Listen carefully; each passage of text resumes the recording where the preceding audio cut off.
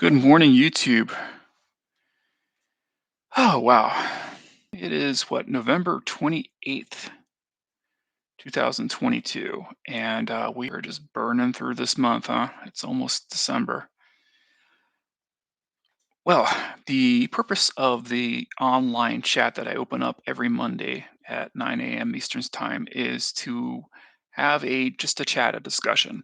And so if anybody comes online and they want to talk about the recovery or ask any questions, feel free to do so. The purpose of this is to give you the opportunity to talk back, talk about your recovery, or ask questions. I don't see anybody on yet, so I am going to just start talking about the things I want to talk about. And if you want to jump in, feel free. Just go ahead and type in the chat, and I will read out your topic. I usually suggest to people who are new to this to, if you're comfortable using your user ID, fine, jump right in. If you want to be anonymous, make sure that you use an account where you've changed your name. I do not record the chat as part of the Go Live feature. So later on, if you go back and watch this, you won't see any of the chat scrolling by because I don't actually record any of that. So there is a level of anonymity to what I'm doing here, but if you want to keep additional anonymity, make sure you set up an anonymous account. All right. Um, what do I want to talk about this morning? I had a lot of things that were on my mind, and I think at the top of the list is talking about shame. And this came back from a discussion I was having on Twitter, where I had seen a research article posted, and I can't even remember who posted that article. It might have been Get Off Porn, but I'm not sure who posted that. Let's give him credit here. Do, do, do, do, do. Oh, it was Your Brain on Porn. I should have known better. Yeah, it was Brain on Porn had posted an analysis. It was a meta-analysis, and you know, i basically a meta-analysis. It takes a lot of different um, research and it just kind of mashes it together. And I read through it, and when I was reading that, I noticed that there was lots of research that was focusing on people who identified as having problematic porn usage and the regions that they came from. Um, and the purpose of doing that is saying like people that live in more conservative areas, whether it's like religious ideology or what have you, but people that came from like more conservative areas were more likely to identify as having problematic porn use, which I don't have no problem with that.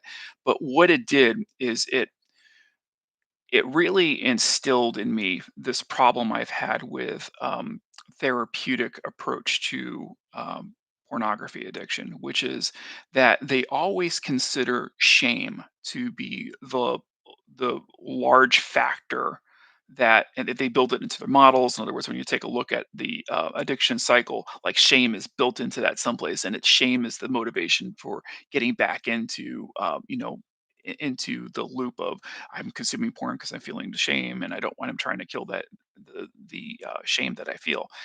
And from the get go, the second I walked into recovery rooms and stuff like that, and I saw these discussions happening and that models were built around this, I kind of started questioning myself, like, am I in the right space? But and I knew that, once I started listening to folks, I knew that I was in the right space.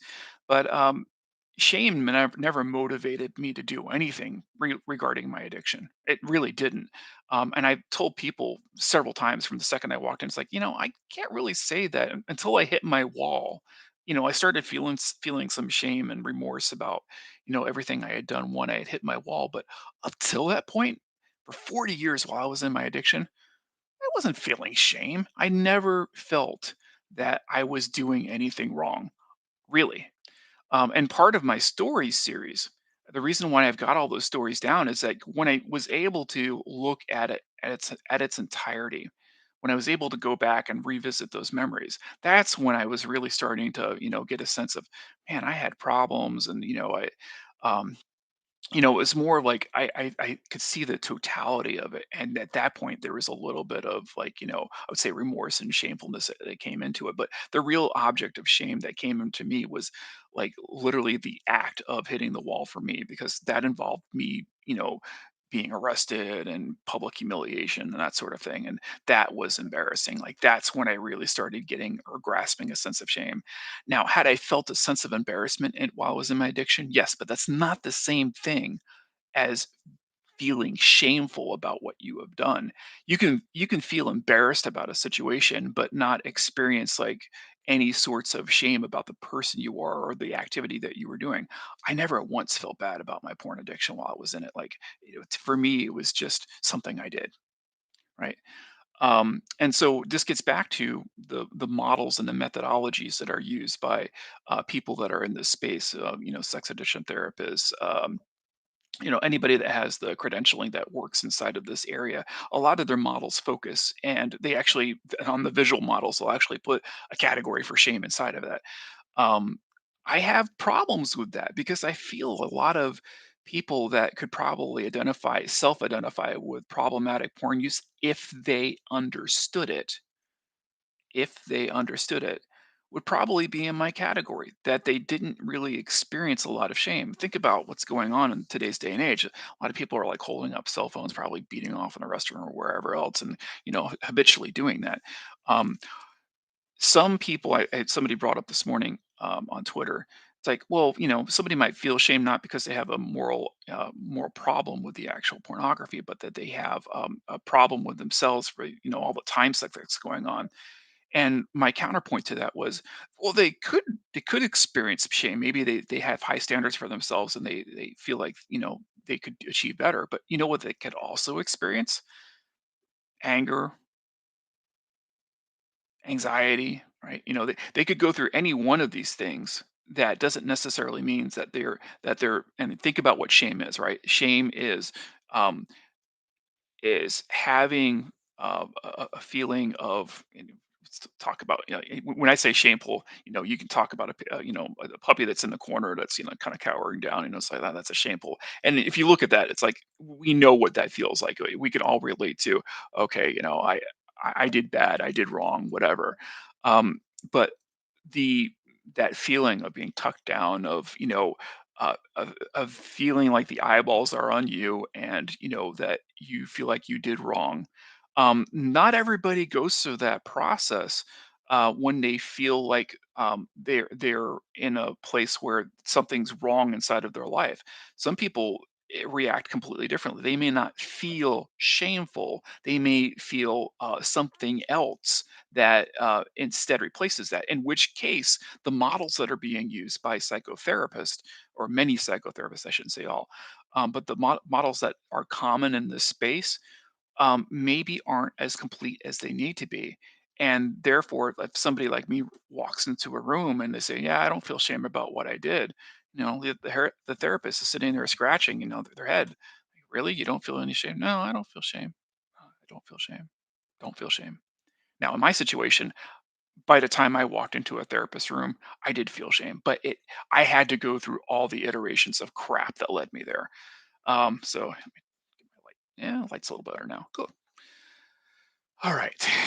So anyway, that was my kind of thoughts on that, and it's on the top of my head now because there's so much that ties into this. Having proper research that can, right now, the discussion that's out there is we don't even have a good understanding of problematic porn use, the PPU that you see in a lot of these research papers. There's no clear definition for it, you know and as long as we keep using what I consider to be outdated models, not rethinking these models, and really asking some serious questions of what it actually means to be a porn addict. If we keep on using these old standards and pushing forward, our research isn't going to reflect the reality of things. We need to push harder, and really ask some serious questions about what it means to be a porn addict. And I can tell you straight out, for me, what it means to be a porn addict. Porn addict means to me that, um, over a period of time, so time's always in that equation, there was increased and increased and increased usage to the point where um, my cognitive functions were declining. Right, that's a huge area, a huge warning flag for me. Um, and to the point that I had panic attacks. I'm not saying that's going to be everyone's situation, and there's a huge time drain that comes along with that entire process. So, and you find yourself more enraptured in the space, chasing ecstasy, and to the point where you no longer are paying attention to the things you have to pay attention to. That for me could be, rework it a little bit, but that's a very clear sign of a problematic porn use. I don't know how you put that into a clinical model or even define it, but it seems obvious to me that, from my own experience, that there should be a way of being able to come up with a psychiatric model that kind of encompasses all that. Anywho, um, I notice I never mentioned shame because you might experience shame, but that doesn't necessarily mean that you aren't experiencing problematic porn use. Shame, in my opinion, has nothing to do with that. Um, oh, I posted a I'm on Twitter. I posted an article for LPS. It was about the exploitation that feeds porn, and basically the story was about a person who had been trafficked across Europe to get into Spain and was forced to do porn, and some of the real it's just terrible things that this poor person was subjected to. Um, and what I get down to is like, I did a video, and you can check that out in my video series, where I was talking about the external harms of porn. And I wish this article had come out then because I would have easily slapped this into that video I did. But yes, there are plenty of people inside of the porn space who willingly go there, right? They're making a salary and they're just trying to survive and work from home and do all those other wonderful things, right? That you want to talk about OnlyFans. But there's a percentage of people out there that are trafficked into this space, and it was not their free choice, or if there was a choice in the matter, it wasn't much of a choice, right? So people can just kind of end up there, and the only reason they're there is because an economy has been built around the consumption of pornography. An economy has been built around the consumption of pornography, and this is to a degree is why organizations like Fight the New Drug exist, because there's this realization that you know I have sexual needs, right? I am an individual who has sexual needs, and I come into this space and I start consuming this stuff that I find on the internet. Um, and then you start to realize over a period of time that, you know, people are getting thrown into the meat grinder on this. People are absolutely getting thrown into a meat grinder through the sheer numbers of men, mostly men, who can consume pornography. I believe that if you really want to have a fighting chance, a real fighting chance about licking this addiction, you absolutely have to start wrapping your brain around that through no fault of your own, right? Regardless of how you got into this space, your actions are indirectly creating scenarios like this. Just by clicking on a link, your actions are indirectly causing situations like this to happen. Why? Because your clicks result in monetization, which results in somebody saying, "Hey, I need to go find some naked bodies to put in front of a camera." And so there's some scumbag out there that sees no problem with, taking some poor girl, trafficker across a continent and forcing her into porn. Is what it is, man. But you've got to get to that realization that, your actions are indirectly causing some of this stuff to happen, um, despite whatever best intentions you had getting into it. All right, I'm not going to keep this long. We got about 15 more minutes, and I'm going to cut it short today at 9:30. Um, if anyone's out there, feel free to chat here. I'll just start. Let me just start off the chat this morning. Good morning. All right. Yeah. So if you have anything to say, go ahead and say it. If not, I'm gonna keep yapping. Fantasy triggers. I talked about this earlier in the week, and I think it's really important to talk about. So now I'm going to switch gears, and we're going to kind of talk about what you could do to help yourself. And this is a huge topic for me because I know I go through fantasy triggers all the time. What is a fantasy trigger? A fantasy trigger, um, it's it's basically the space between your ears, right? Um, a lot of people, this doesn't have to be sexual at all. A lot of people have fantasies, right? We call it daydreaming sometimes. We'll go inside of our head and we'll, concoct our own stories. This could be happening while you were a child, right? You could have your Star Wars figurines and be, blasting things out. And even when you walk away from your figurines in your mind, you're, going through scenarios in which things could happen. A lot of people lean on fantasy, for purposes of, entertainment or just escapism, right? Just getting out of your environment and just getting into a space that you're more suited to. And it's just your imagination taking the wheel and painting stories for you. So when we get back to porn addiction, imagination can be leveraged in any degree. I think it does require a degree of practice. Like you've got to leverage your mind into being in the habit of being in fantasy. But what happens for some people is that it gets out of control, right? The fantasy can start taking over, and just like externally in our porn addiction, like we'll go through and start clicking on things and really being in that space all the time.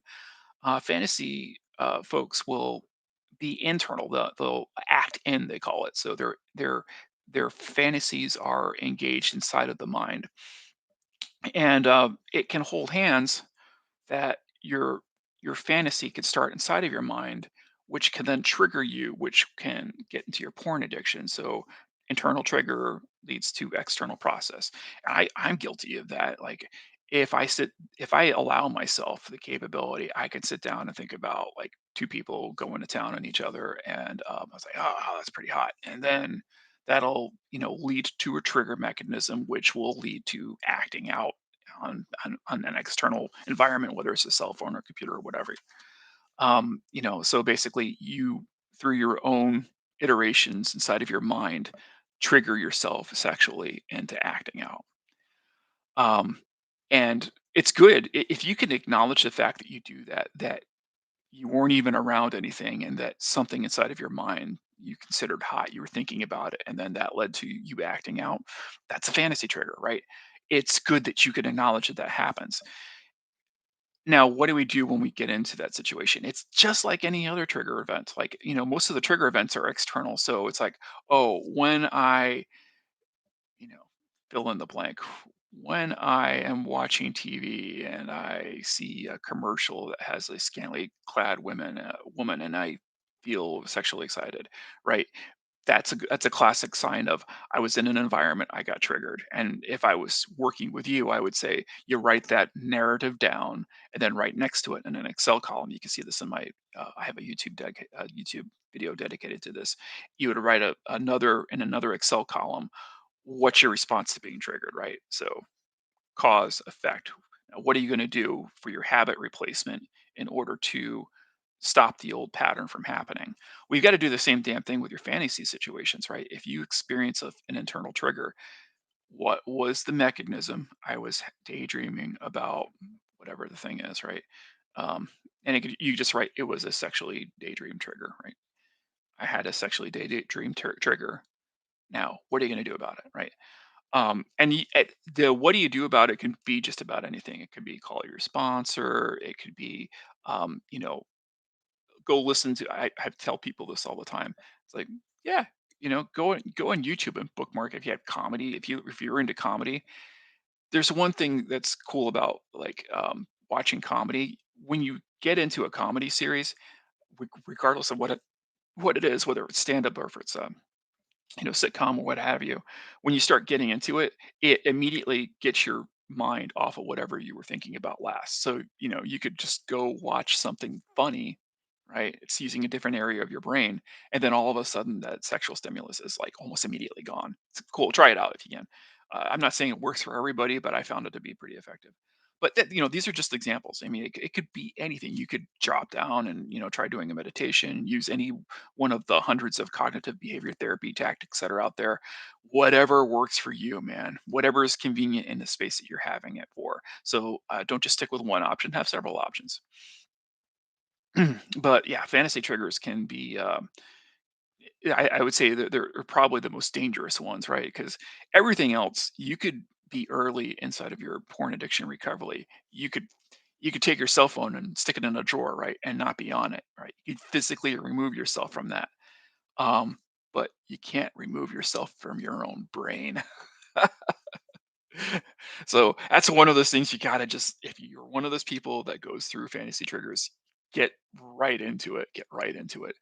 And I also wanted to say that, if you are prone to, being inside of your mind all the time, in other words, like you're always in a dreamscape, um, that's called maladaptive daydreaming. Um, you can get there's therapists that actually specialize in that, and there's also recovery groups that exclusively for fantasy addicts that exclusively focus on that. So if it's like a huge problem for you and it's not just about the porn addiction, there's lots of support out there that's available. Go to it, man. Just jump right in it. um, you know I've met a few fantasy addicts. I didn't even know what a fantasy addiction was until I met one. And it's funny when she started talking and telling me all about it. Hers were romantic, but my brain immediately went into the space of, I fantasize about stuff all the time, not sexual, right? I fantasize. I go through like all different types of dork because I'm a big nerd. I go through all kinds of dorky fantasies all the time, and I will find myself outside of reality and living inside a little daydream. Um, and so there was a lot of things that she sat down and told me about that I could completely relate to, and it had nothing to do with like love addiction or sexual fantasy. I definitely internalize a lot of different things. It's just a nature of who I am. Um, so yeah, I'm constantly mindful of that now, and I use mindfulness as a tool